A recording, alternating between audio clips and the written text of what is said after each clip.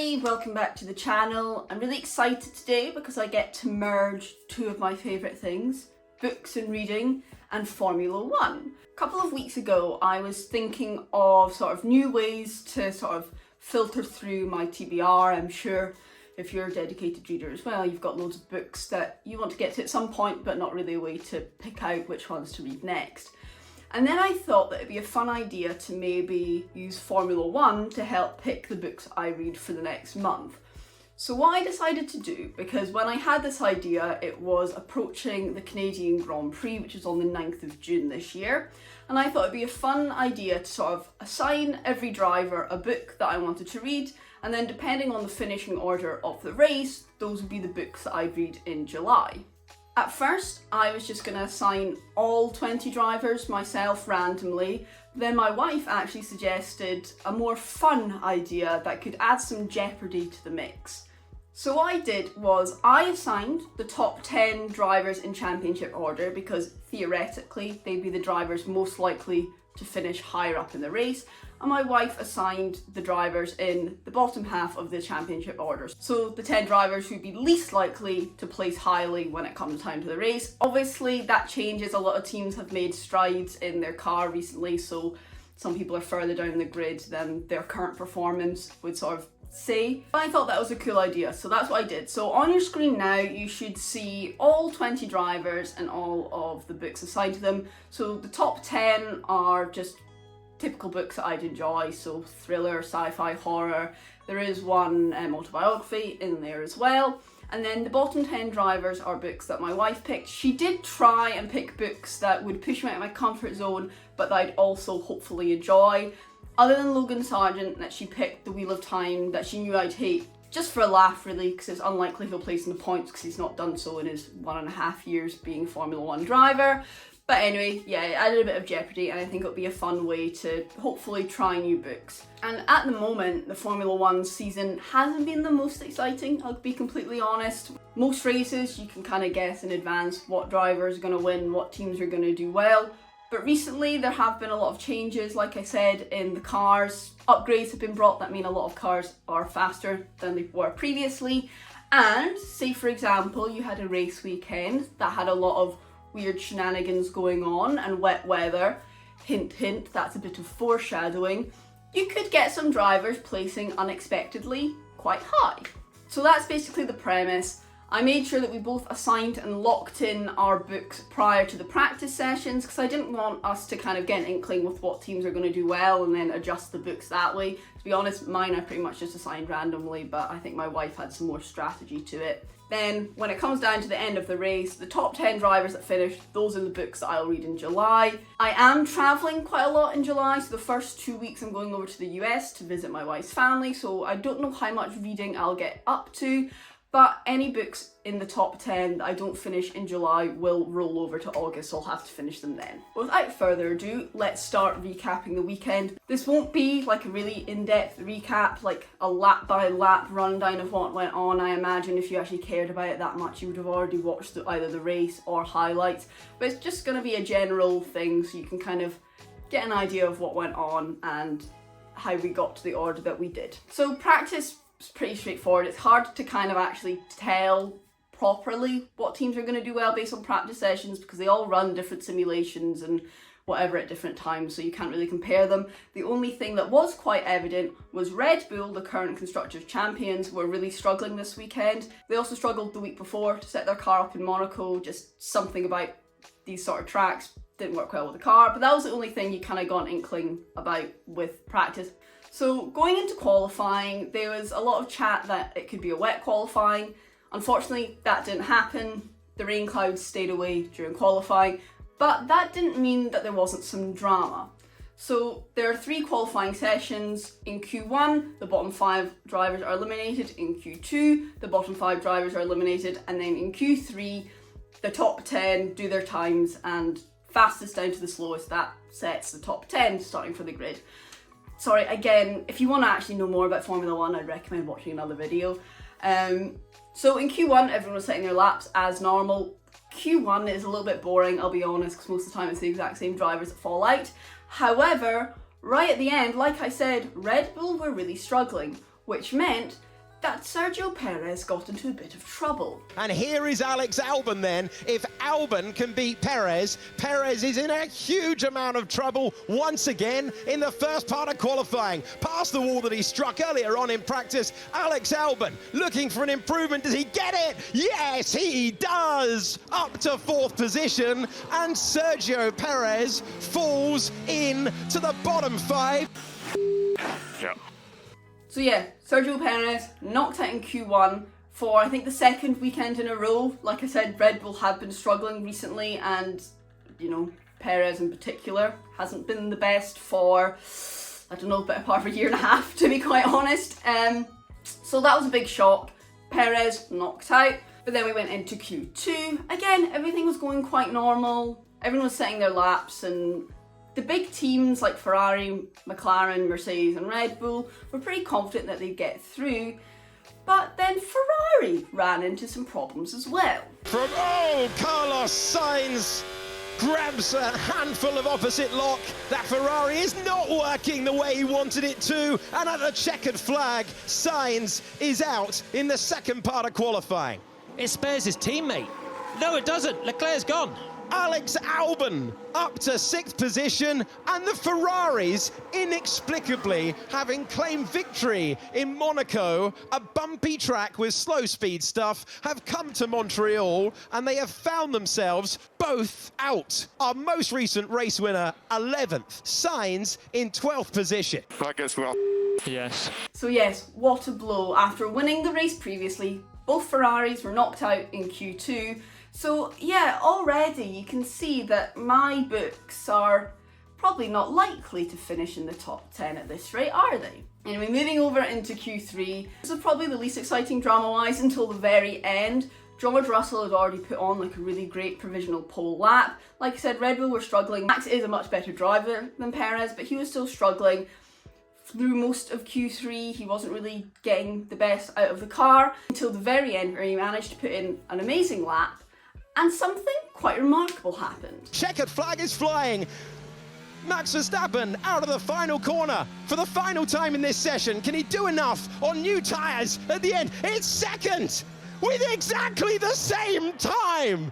Extraordinary. I can't believe what we've just seen. The top 2 at the end separated by absolutely nothing. So yeah, for only the 2nd time since they've gone down to like the 3 place decimal points, 2 drivers have matched the exact same time. Since George did the lap first, he got to be on pole. But let's go through the starting grid order. So there were a couple of changes from the end of qualifying to the start of the race on the Sunday. Ocon had a penalty from the race previously, so he started dead last, and then both Saubers, since they didn't qualify well anyway, decided they might as well change their setup to try something a bit better, so they started from the pit lane. So the starting order was Russell, Verstappen, Norris, Piastri, Ricciardo, Alonso, Hamilton, Tsunoda, Stroll, Albon, Leclerc, Sainz, Sargent, Magnussen, Gasly, Perez, Hülkenberg, Ocon, and then in the pit lane, Bottas and Zhou. And the people that were upset that qualifying was dry, their time came back around because we were in for a wet race. It was absolutely chucking it down in Montreal prior to the race starting, so every single driver was on wet tyres.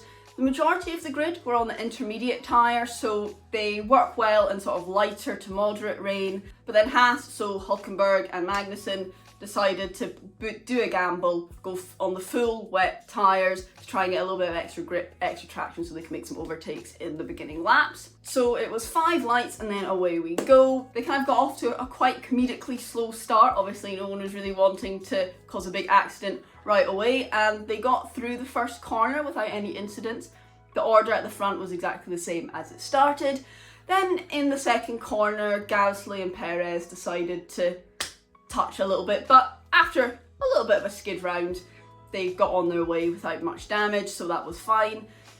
The first few laps were pretty uneventful actually. There was obviously some sliding around for the people on the intermediate tyres trying to find that grip, but the most entertaining thing was Magnussen on those full wets made up a whole bunch of places. It was actually quite fun to watch, just leapfrogging everyone unfortunately later on they had a really slow pit stop, so all that benefit was sort of wiped out, but it was fun to watch at the start anyway. By lap 6, the rain had started to die down, so the track was drying up a little bit, but it was still slippy, as we could see from Logan Sargent spinning off, hitting into the barrier. He did manage to keep going. Unfortunately, I couldn't find a clip of this anywhere on the internet. I don't know if I've just made it up or it's being censored, but he crashed and he carried on, so it was fine. At this point, they're all going around. It's kind of difficult in a race with rain, obviously, because you want to be on the dry tyres where possible because they're faster, but they don't have much grip because they don't have any treads, so it's kind of a balancing act. And at this point, the track was rapidly drying up, so really switching over to the slick tyres would be better race-wise, but a lot of teams were forecasting further rain, so they didn't want to come in, pit for slick tyres, and then immediately have to come pit again for intermediates. So they were all kind of trying to cool down the intermediate tyres because they weren't really ideal for the conditions at that time, trying to make them last as much as possible so that they'd have more leeway with strategies. Then we got to lap 25, so the track is quite rapidly drying out here, like absolutely you could have gotten by on slick tyres, but again, like I said, rain was coming and none of the teams really wanted to take that risk to pit for one tyre either way and then the weather not match up with what they predicted. But then Logan again decided that he wanted to go home early. He was like, I'm not having this, you know, I want to bunk off work. So he spun, crashed again. Unfortunately, this time he couldn't get the car back up and running. So safety car time. Now, I haven't talked about the leaders up until this point, but essentially Verstappen, Russell, Norris and Piastri were kind of all going up, like switching back and forth positions throughout the first 20 laps or so. But at this point, the order was Norris, Verstappen, Russell, Piastri. The safety car came out. So Verstappen, Russell and Piastri decided to dive immediately into the pits to put on brand new intermediate tyres because you lose less time in your race if you go in during the safety car because all the other drivers are having to go slower. But Norris decided to stay out. He had quite a big gap and he was planning on coming in the lap after, which he did do, but unfortunately he got caught by the safety car and had to slow down a lot. So by the time he actually dove into the pits, changed tyres, he came out in third. So the new order after the safety car was Verstappen, Russell, Norris and Piastri. I forgot to mention at this point that Charles Leclerc, obviously people were kind of expecting that although he qualified badly, that he's in a Ferrari, so he'll just overtake loads of people. But no, he had ERS issues, so he was losing a bunch of time on the straights and it just wasn't going very well for him at all. You kind of questioned why they kept him going up until this point because it was very clear that they weren't going to get anything and they were just putting unnecessary wear on the engine. But Ferrari never quit, which you've got to give them some sort of kudos for. Anyway, on lap 28, the rain started coming down again, so all the drivers that got new intermediate tyres, good decision there, that worked out nicely for you. Immediately after the rain started falling down, Charles Leclerc came in for slicks. Because why not? If you're already struggling, you might as well try something. Didn't work. A couple laps later, he came in to get inters on. Then a couple laps later, he retired anyway. So, you know, it was fun while it lasted, I suppose. So the order kind of stayed mostly the same. They were just going round and round on their inters in the wet. But then the rain died down, the track dried up. So in around lap 44, the first drivers came to pit in for those dry tyres. Lap 45 was when, again, Verstappen, Russell came in for slick tyres. Norris again decided to do an extra lap on those inter tyres and he put in a really, really good lap. And when he came to pit in, it looked like by the time he got his slick tyres on, he was going to come out and be in front. And he was very briefly. However, slick tyres, especially when it's slightly damp on the track, they're quite hard to fire up and get that grip. You need to get them heated up before they can actually give you the traction you need. So whilst he was briefly ahead of the race again, he very quickly did a little bit of a spin. Max overtook him and he had to settle for second. And then from now until the end of the race, there was quite a lot of nonsense and shenanigans that went on. Multiple people crashed, including Sergio Perez, whose rear wing was hanging on by a thread. He had to retire.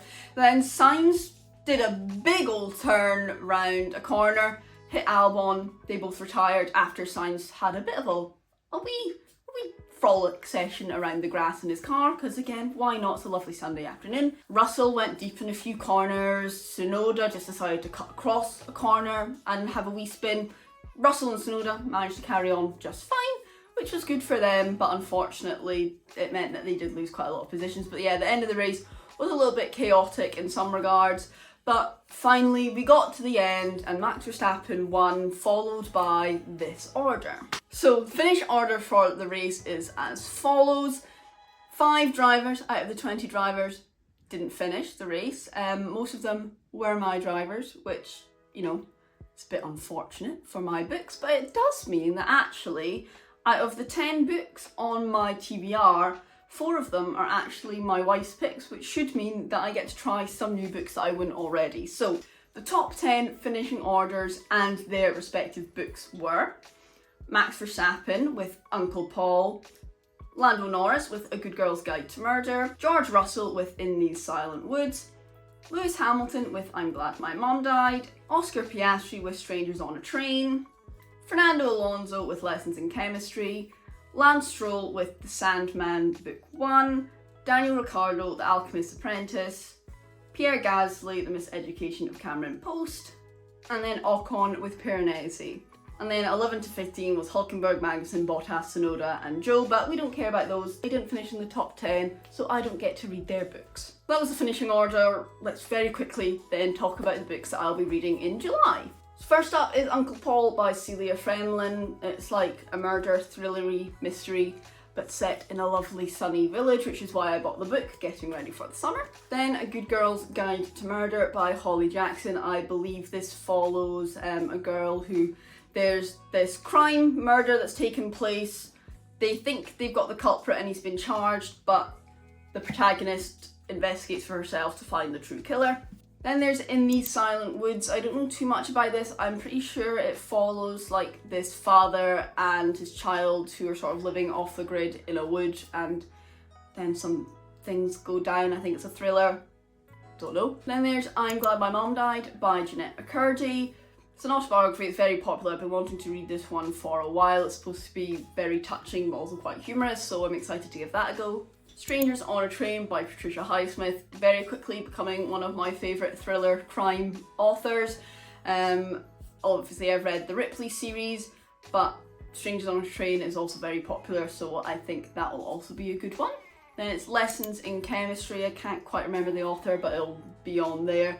Don't know too much about this other than I think there's this woman that starts doing like a cookery TV show or something, and obviously there's chemistry involved, but it sounds really good from all the recommendations I keep getting for it, so it's been on my list for a while. And then these next 4 that are my wife's books are The Sandman Book 1.